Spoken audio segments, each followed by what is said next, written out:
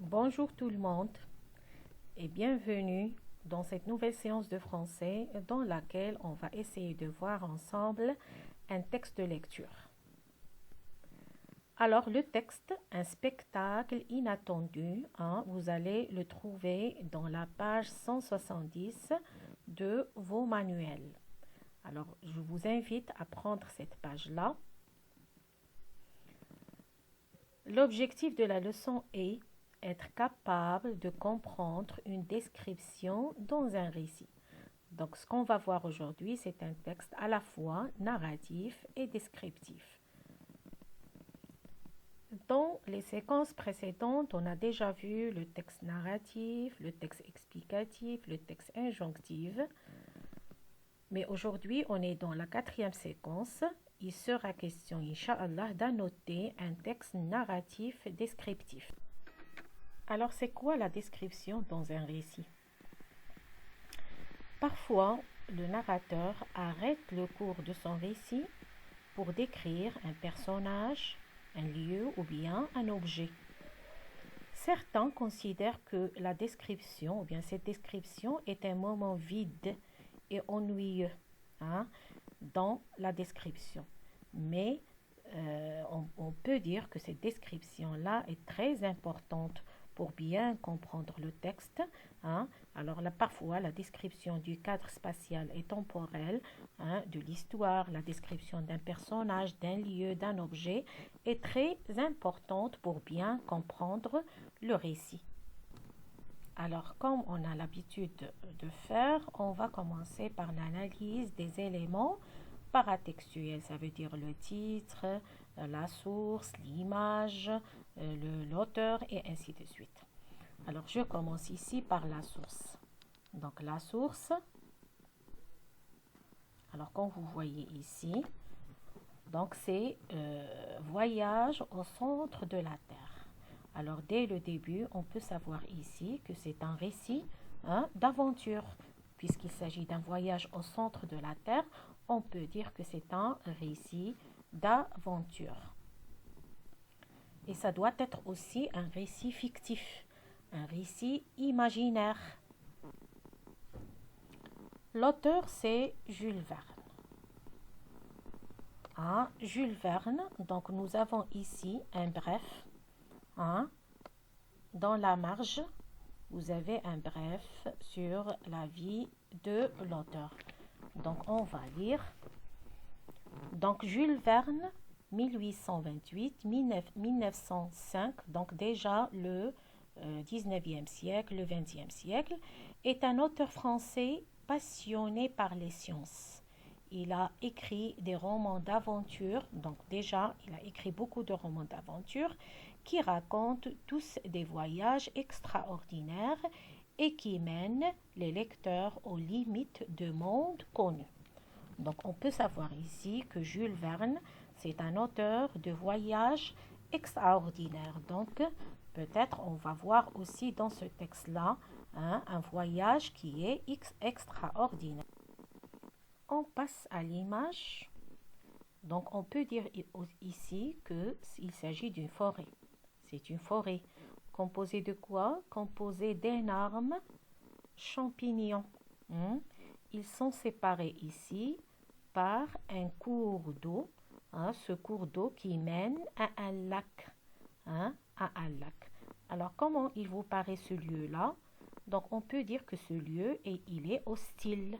Ça veut dire hostile, ça veut dire qu'il menace tous ceux qui veulent le découvrir. Donc, c'est un espace, on peut dire que c'est un espace un petit peu dangereux. On peut dire aussi que c'est un espace insolite. Ça veut dire insolite, ça veut dire qu'il n'est pas ordinaire, qui est mystérieux un petit peu. On passe au titre. Un spectacle inattendu. Un spectacle inattendu. Donc, comme vous remarquez ici, le titre est composé d'un groupe nominal. Le titre plutôt est un groupe nominal composé d'un déterminant, un nom, noyau et d'un adjectif. Alors, un spectacle, c'est quoi un spectacle? Un spectacle, c'est un ensemble de choses ou bien de faits qui s'offre au regard, qu'on peut voir.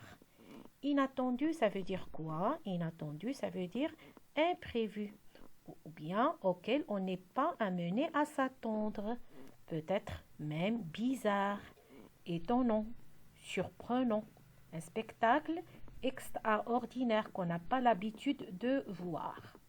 Alors, d'après le titre de l'œuvre, l'image et aussi le titre, on peut dire que le titre du texte, bien sûr, on peut dire que le texte, Inch'Allah, va parler peut-être d'un lieu qui est hostile, d'un lieu qu'on n'a pas l'habitude de visiter, de voir. Quand vous remarquez ici, le texte est précédé d'un chapeau. Alors, comme on dit toujours que ce chapeau-là est très essentiel pour la compréhension du texte. Alors, je lis le chapeau. Axel accompagne son oncle, un grand scientifique, dans une dangereuse aventure. Il explore le centre de la Terre. Après avoir surmonté de grands obstacles, les voyageurs parviennent à leur but et découvrent un monde souterrain fascinant. D'abord, on va commencer par la précision du lieu où se déroule l'action.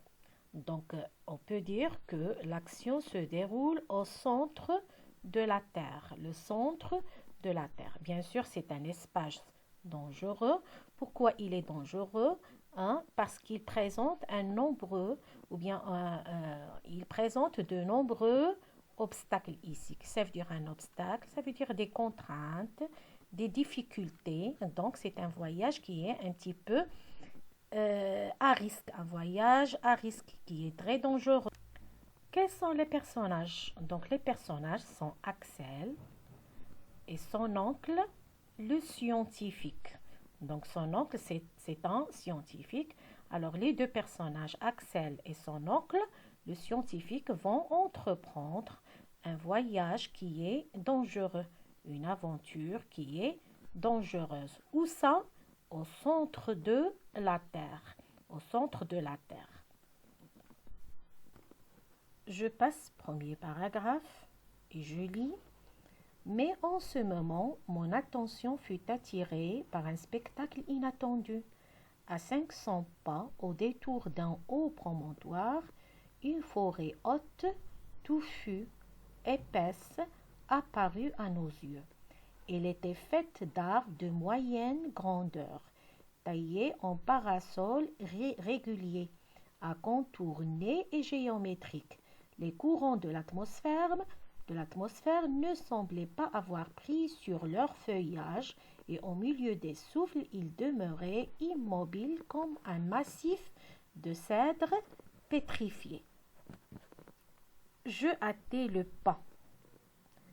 Alors, qui est-ce qui raconte l'histoire ici? Alors, c'est Axel qui raconte l'histoire. Pourquoi?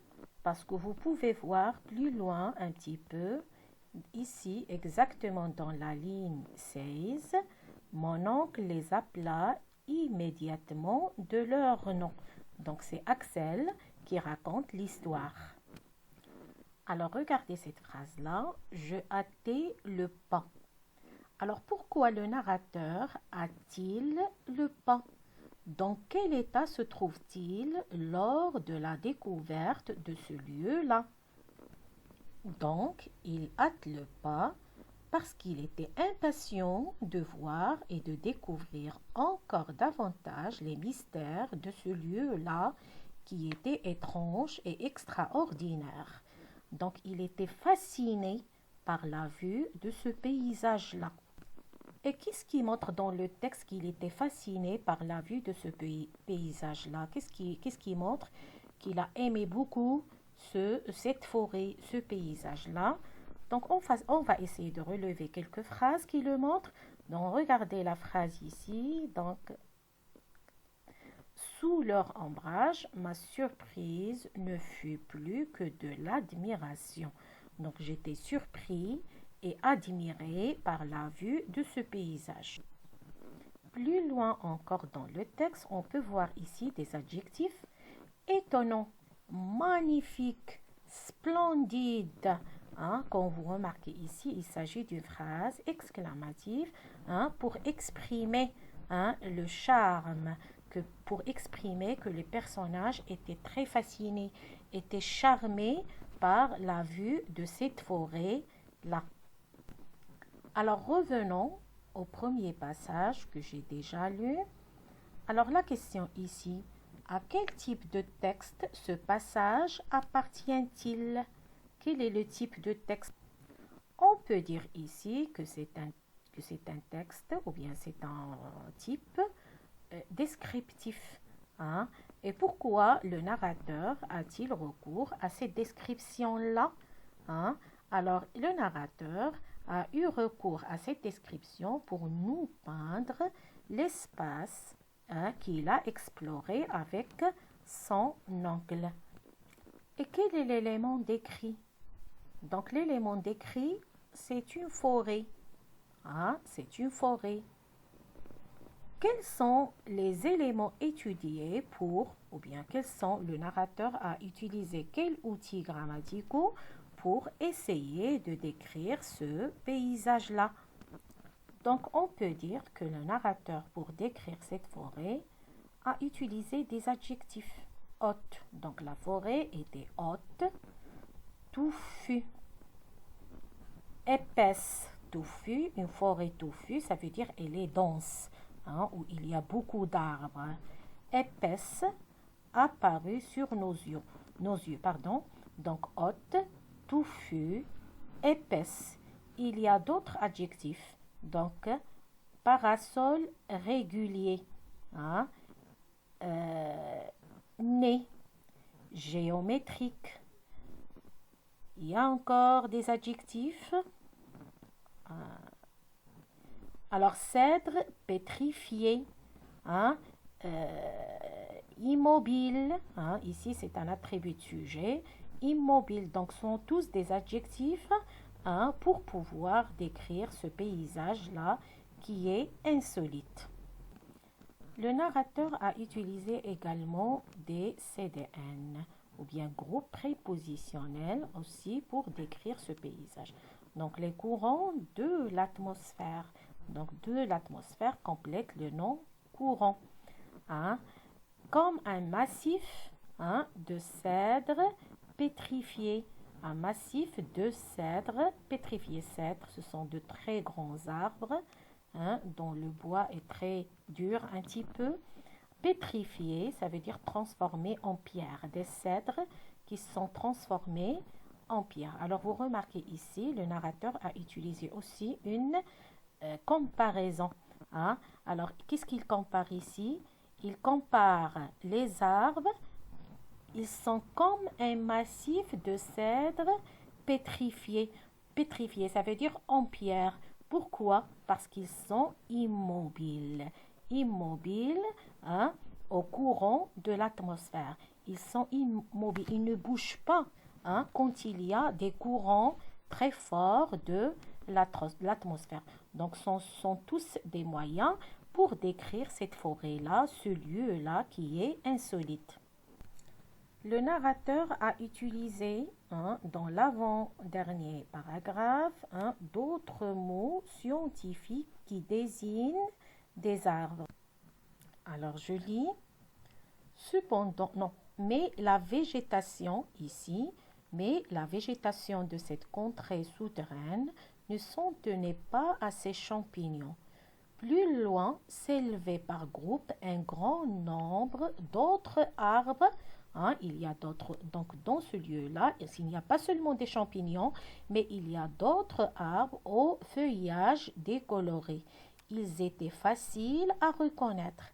C'étaient les humbles arbustes de la terre avec des dimensions phénoménales, ça veut dire de très grandes dimensions.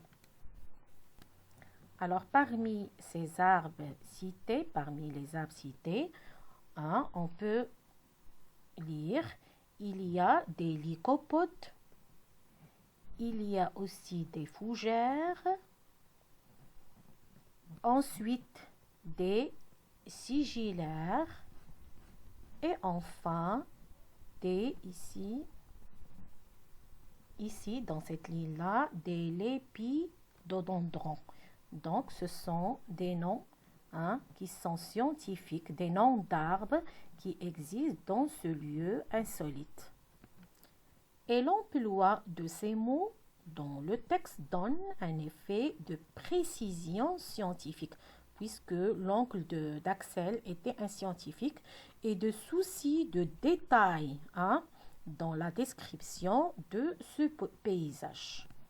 Alors, dernier paragraphe, étonnant, magnifique, splendide, s'écria mon oncle, voilà toute la flore de la seconde époque du monde, de l'époque de transition. Voilà ces humbles plants de nos jardins qui se faisaient arbres au premier siècle du globe. Regarde Axel, admire, jamais botaniste ne s'est trouvé à pareille fête. Donc, ce paysage, selon Axel, nous rappelle les premières époques terrestres. La flore de tout ce qui concerne la végétation, la flore de la seconde époque du monde, donc les époques les plus reculées. Donc, il s'agit d'une fête pour Axel et le scientifique, son oncle. Alors, son oncle, bien sûr, il s'agit d'une fête pour un botaniste. C'est quoi un botaniste? C'est un scientifique qui s'intéresse beaucoup à la science des végétaux. Donc, ce qu'il faut retenir, donc le rôle de la description dans le récit, parfois considéré comme un moment vide et ennuyeux, la description joue pourtant un rôle important dans le récit et permet de découvrir le cadre de l'action en faisant découvrir le lieu, l'époque et les personnages. Donc, j'ai expliqué ici quelques mots difficiles. Donc, essence, espèce en parlant d'un arbre. Les essences, ce sont tout simplement des arbres. Touffu, des arbres touffus, ça veut dire épais, denses. Les obstacles, ce sont les contraintes, les difficultés, tout ce qui s'oppose au passage. Alors, la synthèse générale de ce texte-là, donc l'œuvre Voyage au centre de la Terre de Jules Verne est un récit d'aventure dans lequel un savant et son neveu entreprennent un voyage vers le centre de la Terre. Les deux personnages sont très fascinés par les mystères de ce lieu, ils sont très charmés, étrange, le lieu était étrange, hostile. Le narrateur Axel essaie de nous décrire le paysage composé de plusieurs éléments renvoyant en général au domaine de la botanique. On a dit botanique, c'est la science qui étudie les plantes.